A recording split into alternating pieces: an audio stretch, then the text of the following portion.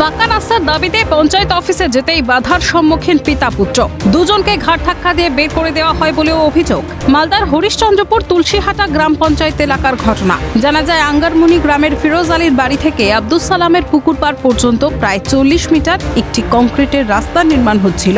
আব্দুস সালামের জায়গার সামনে আসার আগেই রাস্তার কাজ বন্ধ হয়ে যায়। এই নিয়ে পঞ্চায়েত সদস্য সালমান আলীকে অভিযোগ জানিয়ে কোনো লাভ না হওয়ায় শুক্রবার বিকেলে আব্দুস সালাম এবং তার পুত্র সাহিল সরকার দুজনে স্থানীয় তুলসীহাটা গ্রাম পঞ্চায়েতে যান অভিযোগ জানাতে। অভিযোগ, সেই সময় তাদের পঞ্চায়েত অফিস থেকে ঘাট ধাক্কা দিয়ে বের করে দেন পঞ্চায়েত প্রধান সুমা খাতুনের স্বামী দিলরোজ। এরপর শুক্রবার বিকেলে পঞ্চায়েত অফিসের সামনে ধর্নায় বসেন দুজনে। খবর পেয়ে ঘটনাস্থলে আসেন হরিশ্চন্দ্রপুর থানার পুলিশ আধিকারিকরা। পুলিশের আশ্বাসে ধর্না তুলে নেওয়া হয়। এছাড়াও আব্দুস সালাম দিলরোজের বাবার কাছ থেকে 10 লক্ষ টাকা দিয়ে জমি কেনেন।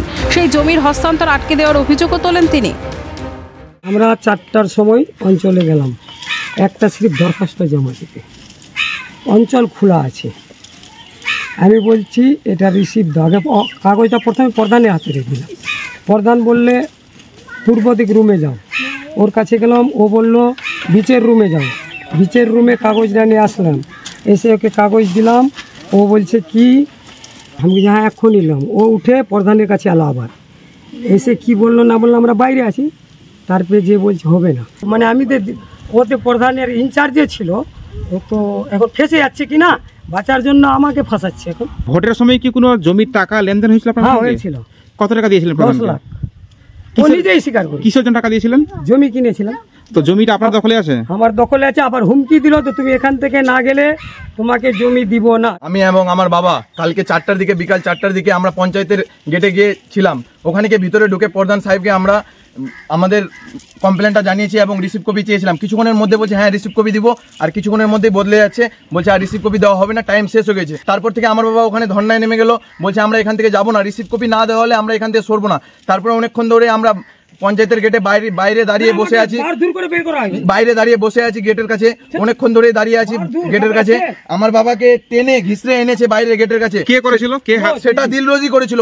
উপস্থিত থাকতে সেখানে প্রধান নিয়ে উপস্থিত ছিল না, তার হাজবেন্ড উপস্থিত ছিল। তারপরে ওখান থেকে পুলিশ এসে আমাদেরকে তদন্ত করে তারপরে আমাদেরকে যে করার করে নিয়ে তারপরে নিয়ে চলে গেল। আমাদের মেন সমস্যা হচ্ছে এই রোডটা সম্পূর্ণভাবে যাচ্ছে না কেন? যেখানে নকশায় দেওয়া আছে সেই নকশাটা কেন যাবে না ওখানে?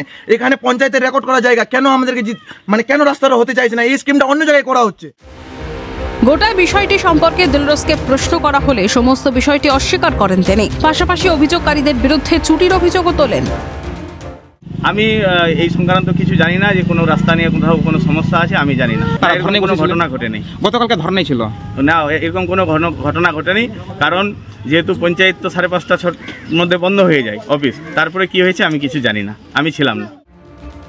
রাজ্যের বিভিন্ন জেলায় পঞ্চায়েত প্রধান এবং তার ঘনিষ্ঠদের দৌরাত্ম্য দিনে দিনে বেড়েই চলেছে। জনগণের স্বার্থে গণতান্ত্রিক প্রক্রিয়ায় নির্বাচিত জনপ্রতিনিধি যদি মানুষের কাজেই না লাগেন, তবে সাধারণের স্বার্থ সিদ্ধি করবে কে? প্রশ্ন ওয়াকিবহাল মহলের। অভিষেক সাহার রিপোর্ট, ক্যালকাটা নিউজ।